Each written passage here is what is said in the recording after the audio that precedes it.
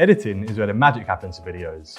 But if your workspace isn't set up for success, then it can be a tiresome process. If you wish you could shave hours of time off your editing process, then you are in the right place. Hi, I'm Charles. I run creative agency WCM, and I've been editing and working in Premiere Pro and the Adobe Creative Suite for almost 9 years now. I've worked in studios in London, Auckland, Toronto, and Australia during my career and picked up how some of the best manage and streamline their workflows and editing process. Now I want to take the techniques that have helped me to edit and produce hundreds of videos in an efficient and stress-reducing manner for clients like Chanel, Adobe, and San Miguel, just to name a few, and share them with you over the duration of this class. Let's take your editing from time-consuming and costly to Fast and Furious 9.